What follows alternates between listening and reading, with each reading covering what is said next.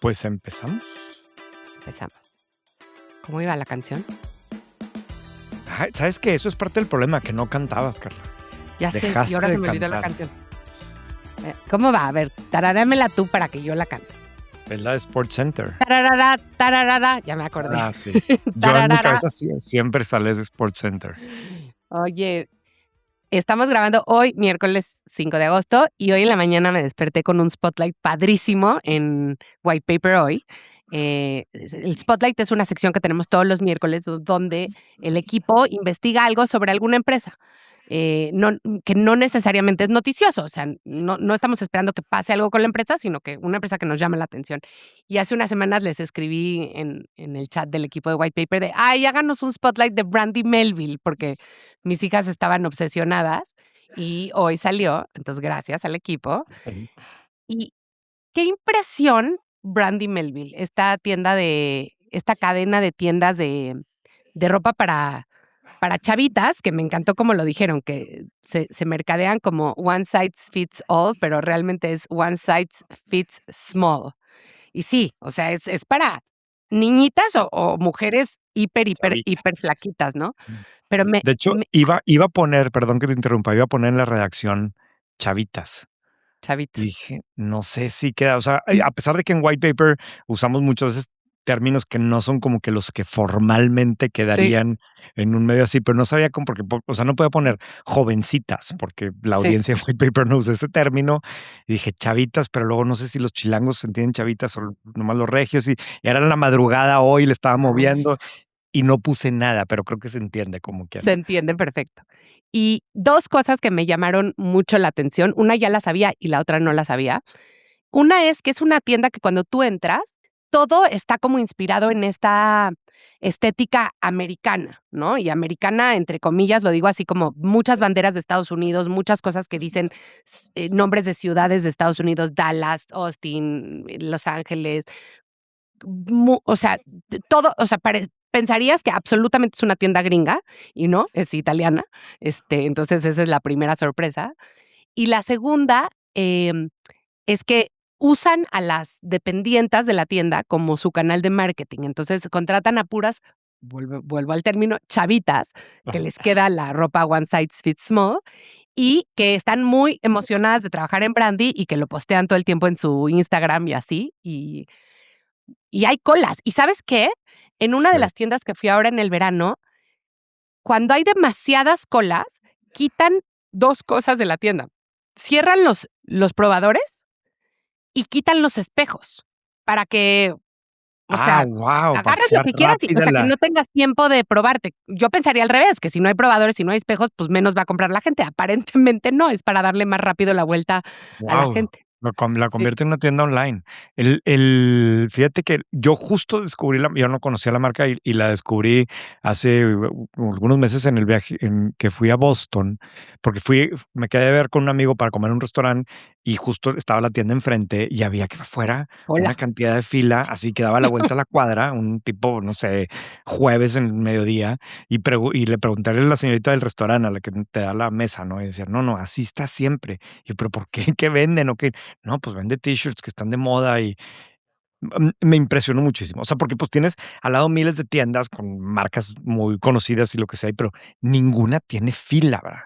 Y Sí. yo tengo muy presente un amigo, un buen amigo que es experto en fast food y él me decía que si tú ves en un centro comercial, en el típico food court de los centros comerciales, dice, el único que realmente está ganando dinero es el que tiene fila. Si no tienen fila, no Mm, están ganando dinero. O sea, los economics no te dan para el food court a menos de que tenga fila, ¿no? Y mira, entonces se me quedó muy marcado. Cada vez tipo, que paso por el aeropuerto en algún lugar que están y te das cuenta que siempre hay una marca o dos que que tiene son las que fila. tienen fila y los demás pues se ven medio mosqueados, ¿no? Sí. Y es increíble para mí que la gente esté, o sea, el poder de las marcas, es más, una vez escribí en Milenio en el artículo de Milenio de ese tema, ¿no? Del poder que tiene una marca para que tú vayas a hacer fila cuando la de al lado está vacía, ¿verdad? Es Y no tienes que increíble. hacer fila, ¿no? Y yo creo que además sí es algo, siento yo, de diferencia, generacional. O sea, yo siempre prefiero no hacer fila.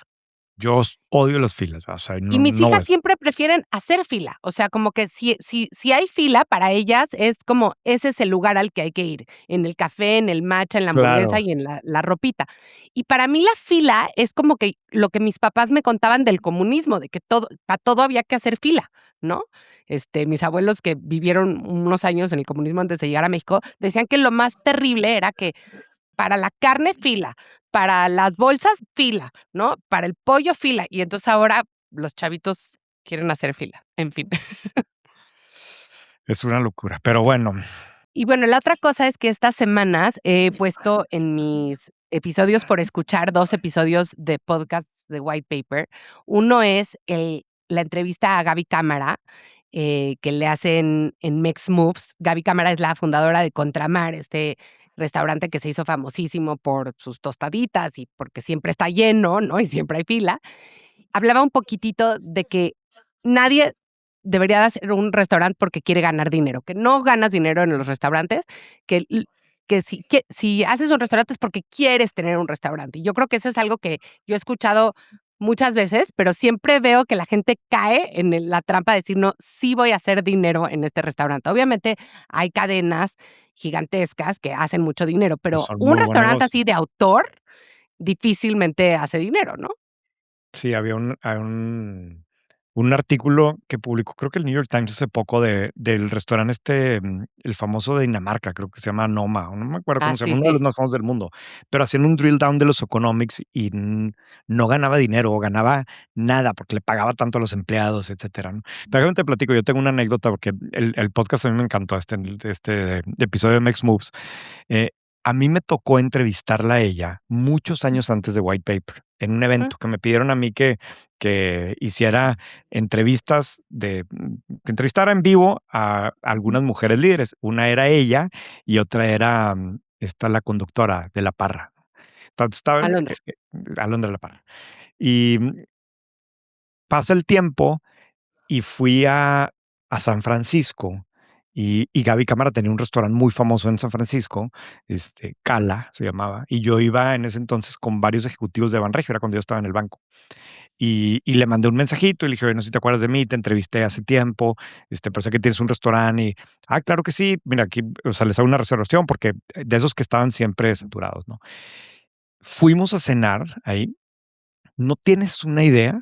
O sea, para mí fue así como que una experiencia porque estabas en San Francisco y probablemente el restaurante mexicano más rico que había probado en mi vida o de los más ricos en Estados Unidos. Entonces, como que completamente unexpected y con platillos como muy diferentes, ¿no? Unos ostiones preparados no sé cómo y le escribí, aquí estoy, ¿no? Y para esto el servicio espectacular, ¿no? Entonces, como que ya en la noche, ya que termina, ya que está cerrando el restaurante, sale ella y se sienta con nosotros en la mesa y nos dice, no, pues muchas gracias por venir, no sé qué.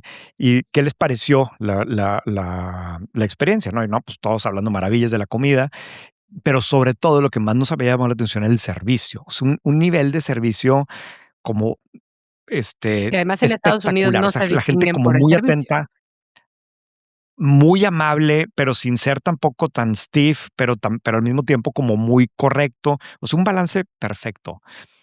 Y me dice: "Bueno, ¿saben cuál es la fórmula aquí?". Me dice: "Todos los que ven son personas que acaban de salir de la cárcel, que nadie les quiere dar trabajo". Y Órale. todos así como que, ¿qué onda? Y entonces nos explicó que justamente el modelo que ella contemplaba era que contrataba a puras personas que habían estado en la cárcel, y entonces le habla a un mesero que está pasando y les dice: "Oye, cuéntale su historia", ¿no? Y nos platica él, ¿no? Pues sí, yo estuve ahí por no sé qué y salí, y entonces nadie me dio Uf, oportunidad, y aquí me enseñaron y me capacitaron, y un nivel de pasión que tenía él por ser parte del restaurante como que muy impresionante, ¿no? En fin, entonces a mí me encantó escuchar la entrevista, está muy buena, ¿no? Como siempre, Mex guau. Moves tiene, independientemente de la parte de la entrevista, una serie de análisis de empresas en México, que para mí es de lo mejor que hay en este país, ¿no? Pero bueno. Este episodio es presentado por Aeroméxico. La verdad es que mi segunda casa es Aeroméxico. El año pasado, según la app de Aeroméxico, tomé 40 vuelos en su aerolínea. Y la verdad es que una de las razones por las que lo hago es porque algo que sí importa cuando viajas, sobre todo tanto como yo, es llegar a tiempo.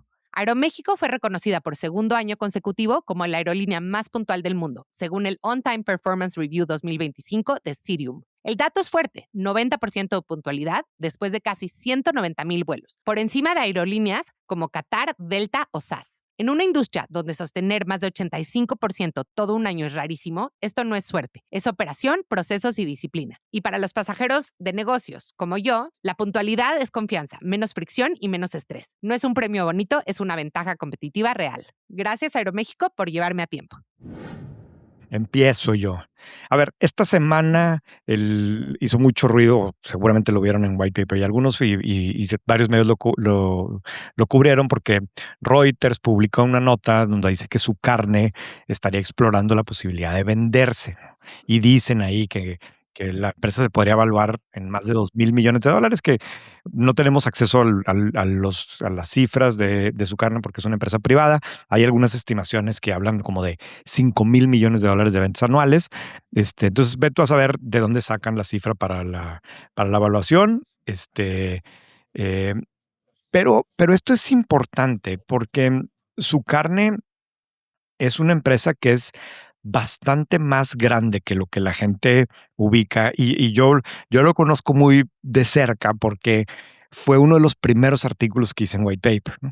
A mí te estoy hablando, no sé, hace como 5 años ¿Y y le entramos entrevistaste a súper a Jesús fondo. No, no, o no? no se dejó. No se dejó porque es una empresa bastante privada, ¿no? En ese Sí. sentido. Y aparte, ahorita podemos hablar más de Jesús, que él además tiene el otro ángulo como político y tiene. Entonces, es una figura diferente en el mundo empresarial. Pero lo que sí es que su carne, poca gente termina de dimensionar lo relevante que es incluso a nivel global o a nivel regional, desde el punto de vista de los productores de proteínas, ¿no? Y tiene toda la cadena de valor integrada. Y tenía una cosa que me pareció, pues, muy interesante que me explicó un experto de por qué le había ido tan bien, sobre todo a su carne, en los años que estuvo creciendo muchísimo. Que, por cierto, una cosa que descubrí a la hora de buscar la historia es que realmente su carne, o sea, la familia Vizcarra se dedicaba a esto allá en Serán ganaderos. Culiacán, desde eran ganaderos desde como los 70s, ¿no? Pero a finales de los 90s compran su carne, que su carne era una empresa de los Chapa en Monterrey. Los Chapa, que es la familia del grupo Icon, que son los de 7-Eleven. Entonces yo por eso Mm, como que su carne me acordaba de unas carnicerías que había aquí en Monterrey.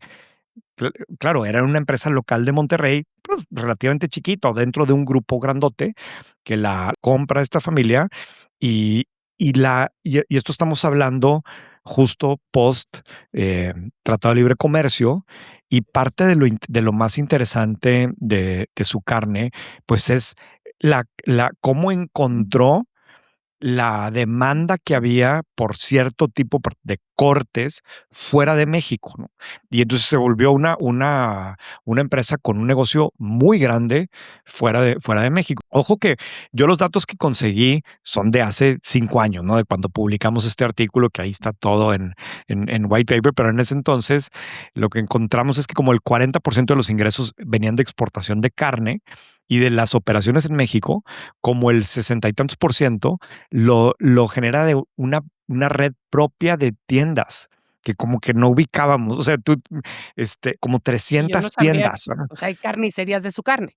Hay carnicerías que, que son las que a su vez le surten a la taquería, a la fondita, etcétera. Y tenían como que sus cientos de rutas de entrega y realmente las cadenas de autoservicio representaban como el 15% de las ventas, o sea, relativamente chiquito comparado con todo lo demás, pero así como que la parte más interesante era cómo encontraron, o al menos donde le pudieron sacar provecho, que en México apenas el 10% de la demanda de carne es por los cortes finos, o sea, ribeye, New York, T-bone, etcétera, ¿no?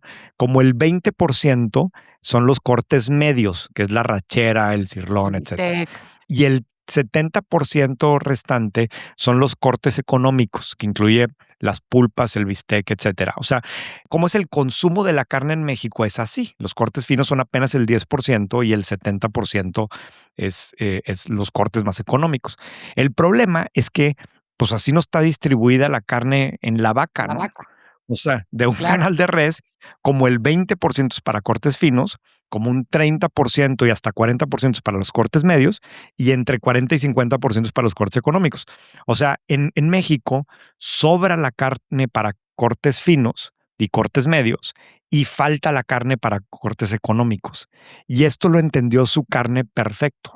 Entonces, lo que empezó a hacer es sacar de México lo que no se iba a consumir aquí y traer lo que sí, pero luego lo fueron perfeccionando a tal nivel que hace cuenta, o sea, encontraron que este dato estaba buenísimo. De hecho, hasta lo pusimos luego en el título, ¿no? En Saltillo, por ejemplo, o sea, bueno, más bien, Monterrey, por ejemplo, es el mayor mercado del mundo en consumo per cápita de labio de res, que se usa para la ¿Labio de barbacoa. res? Ajá, ¿Qué es porque se eso? usa el labio de la vaca, porque se usa para la barbacoa, para hacer barbacoa, para hacer los tacos. Pero en Órale. Saltillo no quieren la barbacoa de labio, la quieren de cachete. Entonces mandan el labio de la vaca a Monterrey y el cachete a Saltillo, ¿no? O sea, es un tema O sea, de sí, pero data. optimizó las partes. Claro, claro. Y eso es lo que le ayudó a que la cosa creciera y creciera y creciera. Fíjate, digo, perdón, voy a hacer un paréntesis y me vas a matar por estar perdiendo el tiempo, pero es que tengo No, enfrente de no. mí el artículo que publiqué hace 5 años y en el artículo viene un anuncio mío de White Paper, que es cuando yo hacía todo aquí solo, y dice, somos una comunidad de 2,000 suscriptores. Qué padre, ¿no? Ay, Está viejito, está sí, vintage. Hoy somos bastantes miles más. Pero bueno, está padre. regresando Oye, acá. pero a ver, volviendo a este tema, nada más antes de regresar al tema de la posible venta de su carne, ¿cómo conseguiste todos estos datos? Uy, no me acuerdo. O sea, hablé con gente de la empresa, hablé con ex empleados. Lo típico es eso, ¿no? Buscar ex empleados que me quieran dar algunos datos. En este caso, su carne sí participó. O sea, sí hablé con Ah, una persona que me dio alguna información, alguien creo que era el CFO con el que hablé. No, o sea, normalmente no te pasan datos de números o de EBITDA o cosas así, pero hay cosas que sí. En este caso también hablé con competidores que, pues, también tienen información. O sea, eso es algo que yo siempre les digo a las empresas en México, que, no, es que la nosotros nuestra información ahí información, está. hijo, ahí está, ¿verdad? Es cuestión de rascarle y, pues, alguien Sí. nos va a contar. Pero bueno, regresando acá, pues, al parecer está en venta, y entonces surgen muchas dudas. Yo busqué a la empresa, desde el día que andaba esto, me contestaron ya con una comunicado oficial en donde pues básicamente dicen la típica frase, mira, te voy a leer exactamente, pero la De que no pueden típica frase, confirmar. sí, pero que es como que sí, ¿verdad? Aquí dice, dado lo anterior, la compañía evalúa de manera permanente distintas alternativas para generar mayor valor y fortalecer su crecimiento y Así exacto. expansión de largo plazo. O sea, Sí. sí, yo creo que sí, sí, sí Oye, es andamos sí en pláticas, ¿verdad? al precio correcto y con las condiciones correctas. Exacto, ¿no? Oye, ¿y por Y qué una empresa? O sea, a ver, la carne de res está viviendo un momento histórico, ¿no? O sea, realmente los exacto. precios están altos, la demanda por proteína en el mundo es brutal, no parece que se está yendo a ningún lado. Entonces, ¿por qué buscaría su carne después de tantos años tan exitosos vender ahorita en vez de, por ejemplo, hacer un IPO? O sea, ¿cuáles son las O posibles sea, razones? de hecho, yo creo que eso es la pregunta clave, Carla, esa. O sea, hacer un IPO no, porque, pues, no se puede hacer IPOs hoy en México y no creo que una empresa de estas quiera ir a hacer un IPO en Estados Unidos y tampoco tiene un tamaño así espectacular como para hacer un IPO en Estados Unidos.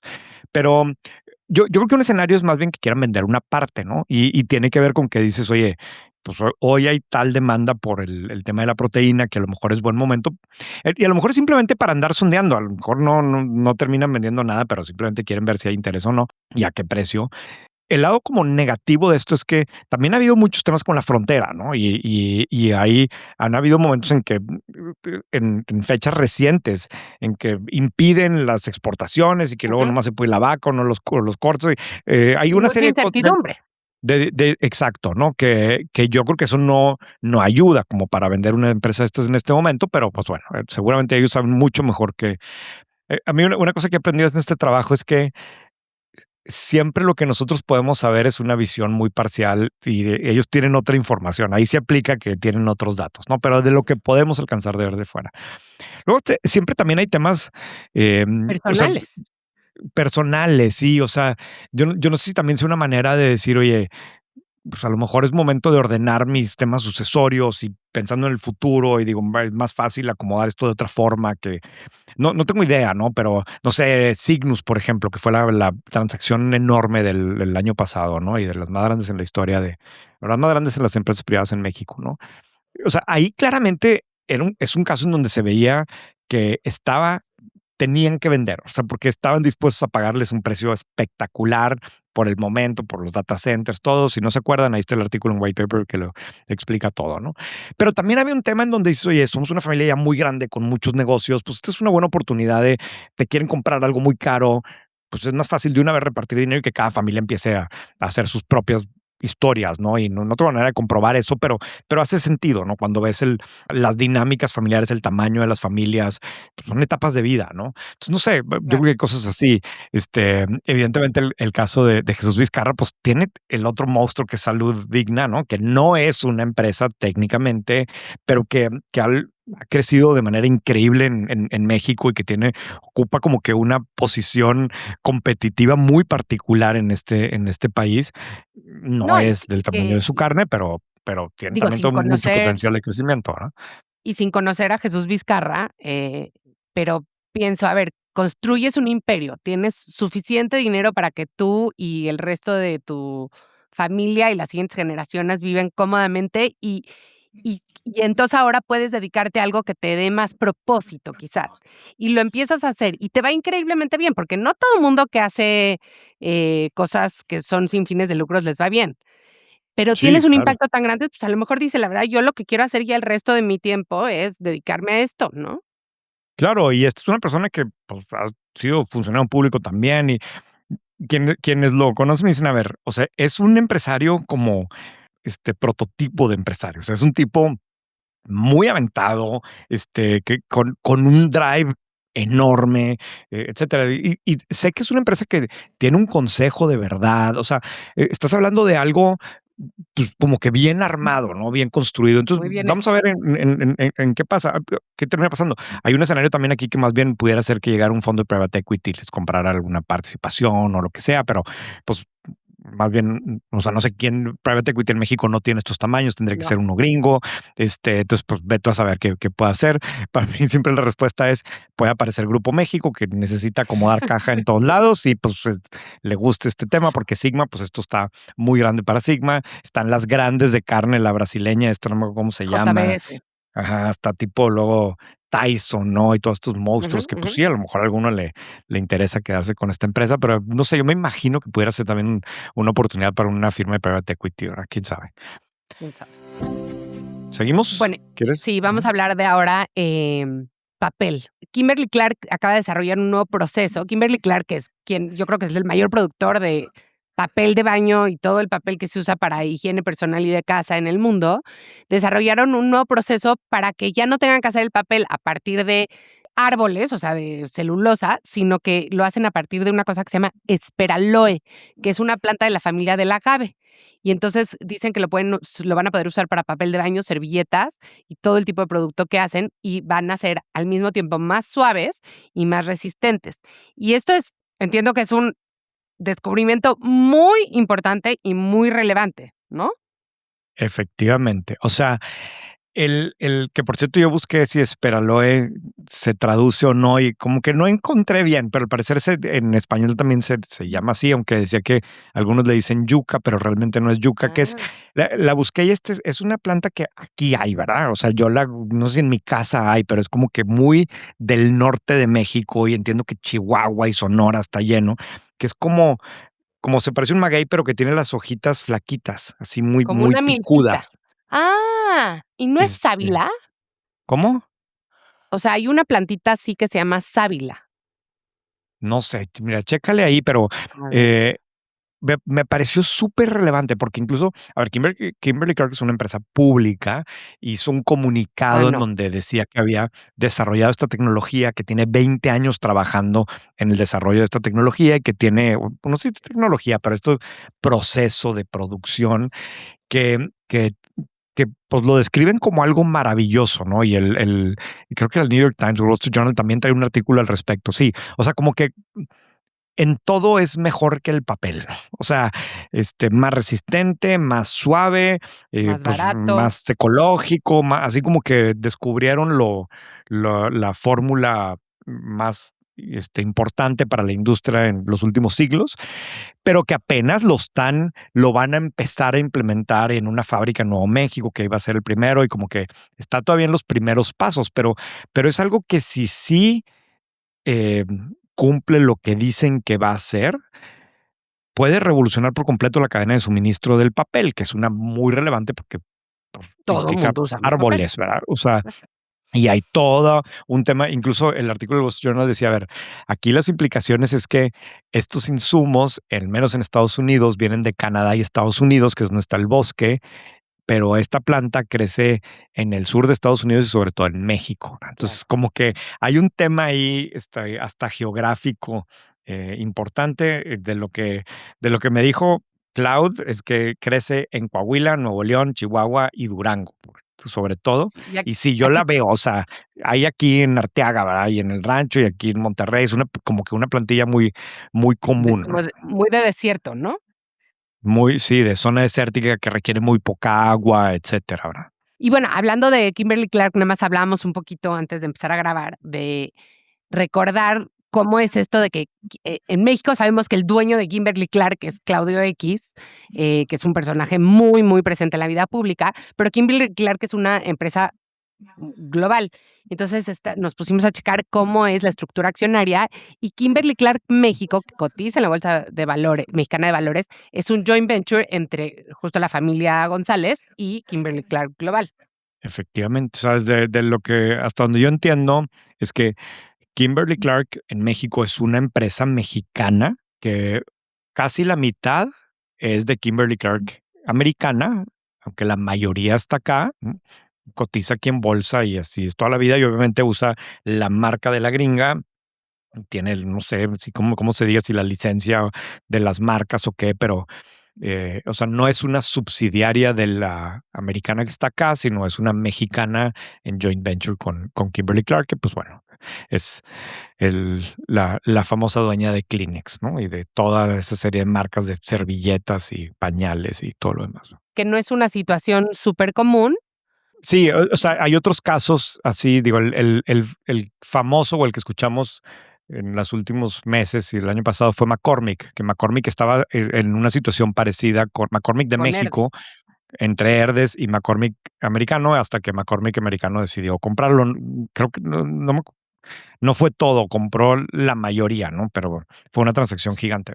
Y que es muy diferente al esquema que tienen, por ejemplo, otras empresas como Alsea, donde ahí son los licenciatarios de la marca, pero son 100% dueños de la empresa que opera. O sea, aquí sí son socios, ¿no? Sí, o Walmex, en donde realmente es una subsidiaria de la empresa americana, que aquí existe Exacto. una empresa mexicana que tiene su consejo, pero el consejo lo controlan ejecutivos de Walmart, ¿no?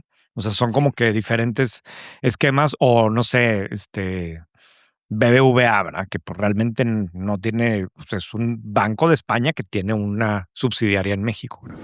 Este episodio es patrocinado por Scandia y además les cuento que Scandia es donde yo tengo mi plan personal de retiro desde que tengo 23 años. Y bueno, cuando hablamos de construir patrimonio, solemos pensar en inversiones, pero pocas veces hablamos de lo más importante, tener un plan de largo plazo. En Scandia llevan más de 30 años en México ayudando a personas y empresas a construir ese futuro. Son líderes en la administración de planes privados de pensiones, fondos y cajas de ahorro. Y también han impulsado la innovación en soluciones como los planes personales para el retiro y soluciones de inversión. Hoy, una red de más de 3,000 asesores financieros acompaña a miles de mexicanos a tomar mejores decisiones para su patrimonio, porque construir patrimonio no empieza cuando dejas de trabajar, empieza con las decisiones que tomas hoy. Conoce más en scandia.com.mx.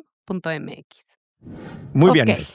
Está este tema que traía el Financial Times que lo quise destacar porque sé que hay una parte de nuestra audiencia que es fan de estas marcas, pero básicamente dice de cómo se han disparado las ventas de Saint Germain en los últimos, durante el verano, ¿no? Y que le está ganando, comiendo participación de mercado al Aperol, al famoso Aperol Spritz. Y realmente es una categoría, la de los Spritz, que es, pues no sé cómo describirla, son licores, como muy frescos, que se ha puesto muy de moda en muy generaciones, de verano. este, muy de verano, pero que pues parte del cuento es que le está comiendo el mercado a la cerveza, ¿no? O sea, en la ocasión de consumo es una en donde antes se tomaba cerveza, ¿no? Más como un aperitivo de verano, se te antoja, hace mucho calor y la cerveza, y en nuevas generaciones están escogiendo este tipo de marcas, ¿no? Pero las ventas de Saint Germain se dispararon 40% en los últimos 3 meses, Aperol retrocede 4%, aunque claro, Aperol es muchísimo más grande en términos de volumen que Saint Germain. Los son parte de grupos más grandes. De hecho, el dueño de Saint Germain es Bacardi, y Aperol es de Campari, que pues son gigantescas. Pero son empresas que en los últimos años no les ha ido muy bien en crecimiento a la holding, o sea, porque ya hemos hablado de ese tema aquí, de cómo las ventas de alcohol en general Anda van a muy la mal. baja. Pues como que esta categoría en particular, que es todavía chiquita dentro del mundo global de las bebidas alcohólicas, va en otro sentido. O sea, y esta se dispara en los veranos, particularmente en los últimos veranos. Es como que una bebida que era muy popular en Europa y ahora está creciendo muchísimo en Estados Unidos. Y evidentemente en México, me queda claro que no podemos decir en México, pero estoy seguro que entre esta audiencia, y sobre todo si no es esta audiencia, son los hijos de esta audiencia, están tomando San Germán y Aperol. Y estoy bien, o sea, yo no había visto un Saint Germain, ahorita lo busqué, y creo que lo que tienen en común también es que son bebidas altamente instagramiables. O sea, como que no le vas a tomar Ah, una foto a que claro. te estás tomando una cerveza, una Stella, pero a lo mejor sí le tomas una foto a un Saint Germain o a un Aperol Spritz. Sí, claro. O sea, a ver, Que ¿tus sabe hijas no piden horrible. eso? Mis hijas Mis no, hijos en el restaurante ¿cómo? eso es lo que piden. Pero yo apenas tengo una hija mayor de edad y en mi familia el tema del alcohol es muy complicado. O sea, a ver, no, no es cero complicado. Mis Ah, papás creen que cualquier persona que se tome una cerveza tiene un problema de alcohol. Entonces, okey. a pesar de que ya tenemos una de 19, no, con mis papás, no, no pediría enfrente de mis papás un trago. Ya.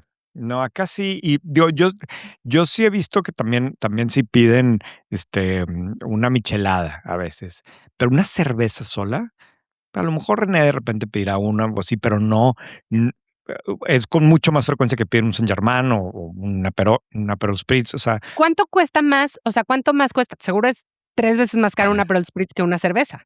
no sé, fíjate, qué buena pregunta, yo Disculpen creo que sí, ustedes, ¿eh? hijas de René, ya no las va a dejar pedir después de No sé, no sé, pero seguramente sí. Ahora, la otra o sea, salió esta nota en el Financial Times y luego hay una de Bloomberg de ayer o de hoy de chartreuse, que es esta bebida que hacen unos monjes, en Francia, creo, que que es como también verde está poniéndose radioactiva, muy según de estoy viendo. moda. Sí, es una bebida así como de hierbas que también está viendo un aumento en la demanda enorme, pero aquí parte de la historia interesante es que los monjes no quieren hacer más, ¿verdad? Y eso es lo que hay, Ah, y no quieren, oh. no es una empresa, y tampoco le quieren subir el precio como tal, pero entonces el mercado paga más y estas dinámicas así chistosas que pasan en el mercado.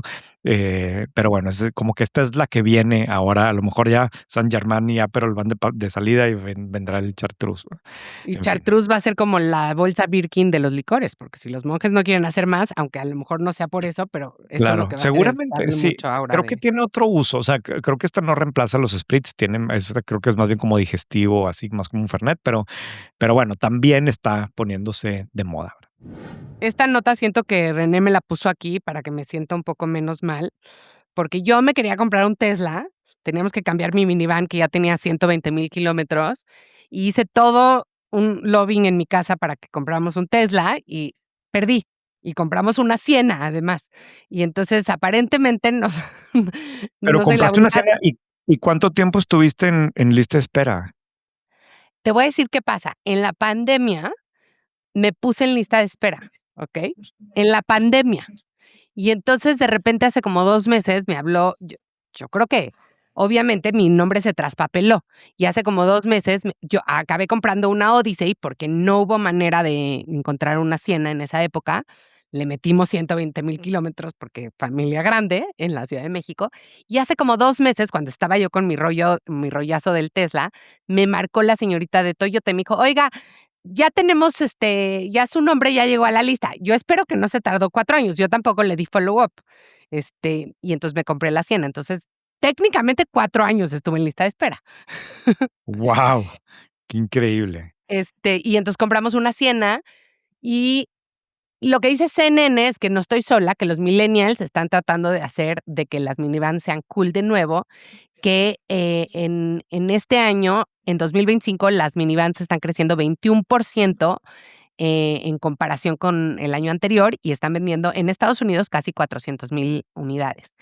Esto es muchísimo, ¿no? O sea, pero siguen sin ser todavía tener el share que tenían en 2016. En 2016, de todas las ventas nuevas de Estados Unidos, el 3.2% eran minivans y hoy son 2.4%, lo cual me parecieron cifras bajísimas. Y yo creo que esto Claro. tiene que ver con que en donde hay una minivan hay 1,000. O sea, la densidad de las minivans es muy alta en ciertos lugares y por eso sientes como que todo el mundo las tiene. Y lo que dicen es que pues, los millennials están dándose cuenta de que la verdad, cuando tienes ya hijos un poquito más grandes, que hay que cargar todo el equipo deportivo, el perro, el amigo del hijo, etcétera, etcétera, pues sí, las minivans son muy cómodas, lo cual sí son, pero, pero sí, pues, ¿qué te digo? Yo me quedé con ganas de mi Tesla. Ustedes no tienen minivan, ¿verdad? No, nosotros dejamos de tener minivan hace muchos años porque a mi señora tampoco le gustaba. Tuvimos una Odyssey que a mí, pues, no me disgustaba, me gustaba, realmente era verdaderamente práctica. Digo, igual que tú, pues tengo muchos hijos y entonces necesitas ese espacio para cualquier viaje, si no es que para el día a día, ¿no? Para el día a día. Pero sí, pasa una cosa rara en el mercado de las minivans, porque también como prácticamente desapareció como segmento, o sea, fue haciendo muy chiquito lo que ocupa, curiosamente se convirtió en un producto relativamente de lujo porque son bien caras. O sea, la minivan no, Sí. cuando yo veo estos datos de que representan apenas el 2% del mercado, pues sí, a ver, pero ponlo solamente en vehículos de X cantidad de precio para arriba y no es tan poquito, ¿verdad? Lo que pasa es que siempre agarras los más baratos y pues no es comparable una cosa con otra, ¿no? Claro. Otra vez, si ves su participación dentro de familias de un cierto nivel socioeconómico, pues es alto, ¿no? Pero lo que es impresionante es el tema de la Siena, porque al menos en Estados Unidos es uno de los modelos que más rápido se venden. O sea, no hay en el inventario. El año pasado que hicieron 35%. O sea, y pues eso como que no es el vehículo sexy que parezca que tiene esa demanda. La nueva versión vintage que salió en su momento, o que va a salir de la Scout, que va a tener ventas de ese crecimiento así, no la Siena, ¿verdad? Y de hecho, esto que dices, o sea, nosotros que siempre compramos coches usados, el único coche que no lo compramos usados en general es la minivan, porque no hay. O sea, tú métete a Kavak y busca una Odyssey de menos de 20,000 kilómetros y lo más seguro es que No, no pues lo vas no. a encontrar. No existe, no existe. Y digo, en el programa que hacemos aparte en White Paper, el de Dark Side of the Road, y ahora que también hago reviews de carros para suscriptores de White Paper, hice un review de una minivan, y wow, hace años que no usaba una minivan así por una semana, y, y pues es que sí tiene un nivel de Confort. practicidad. Sí, muy impresionante. O sea, esta era la minivan de Jack, aparte híbrida, no gasta nada de gasolina y sí es muy, muy diferente la capacidad interna que acaban teniendo. No me extraña que estén creciendo sin Estados Unidos y no me extrañaría para nada que veamos que, no sé si que crezca el overall car market, pero otra vez, la participación dentro del mercado completo, pero seguramente sí la participación dentro de ciertos mercados, así sea por precio, o por necesidades de la familia o lo que sea, ¿verdad? Pero como todo me da risa porque el artículo de CNN habla otra vez como que de nostalgia, ¿no? O sea, le meten ya como uno en producto de nostalgia en ese sentido. Bueno, no sé, ¿nostalgia de qué? Yo digo que el día que te compras una minivan ya, como que eres señor, es uno de los signos del señorismo. Pues no sé, también que a lo mejor el que ya no necesites minivan es que ya no tienes bebés en tu casa y te entre, Mm, o sea, no, ya me va a dar, yo sé de alguien que tiene una hija como de 12 años que usa mamila, pero pues no quiero decir nada, ¿verdad? tiene 5.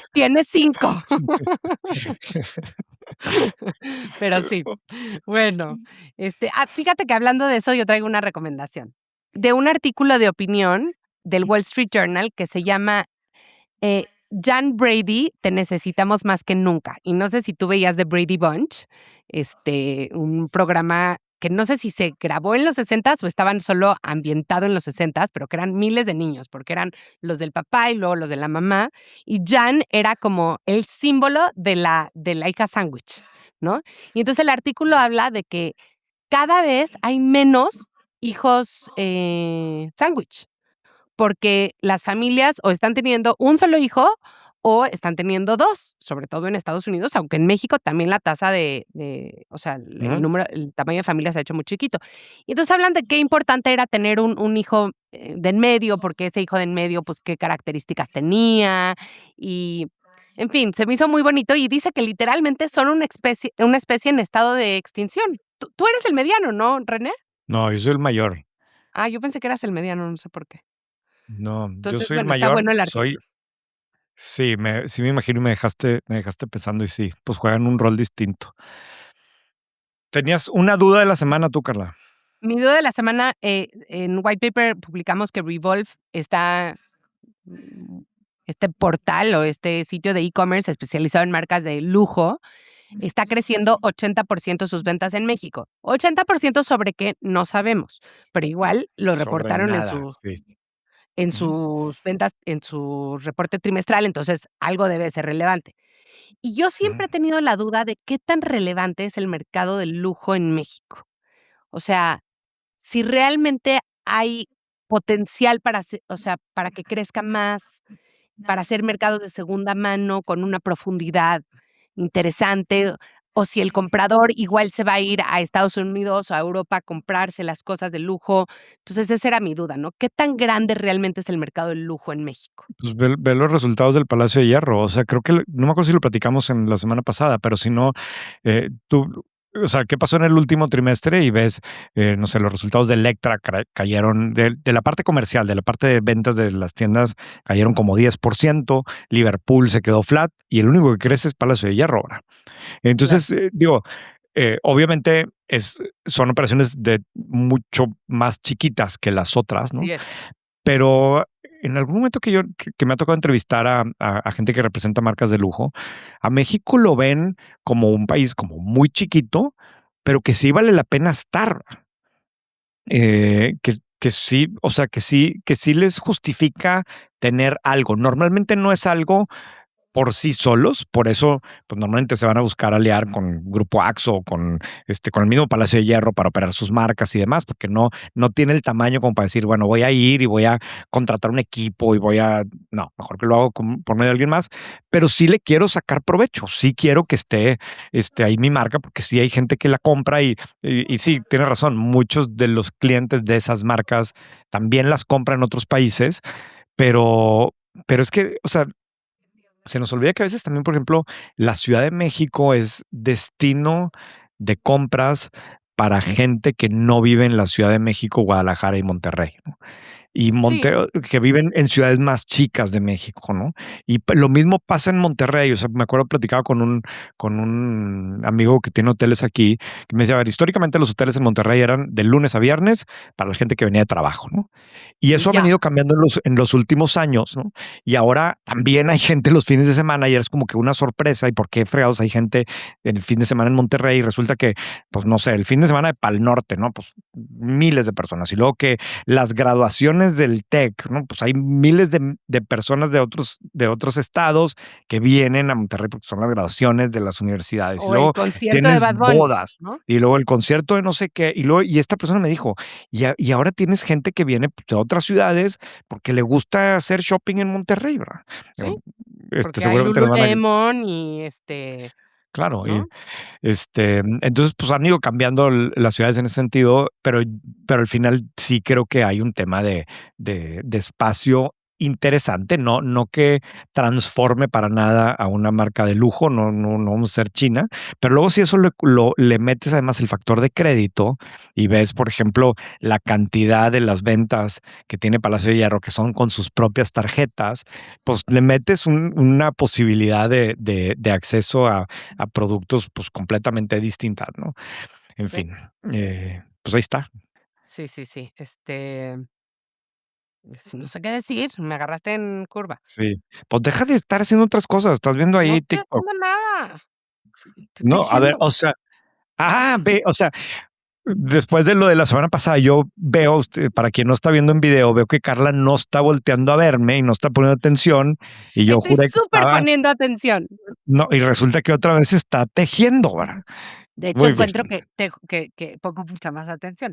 Le Pero pones bueno, más atención cuando estás tejiendo. Bueno, pues el siguiente lo grabamos sin video para que no me distraiga que no estás volteando a ver.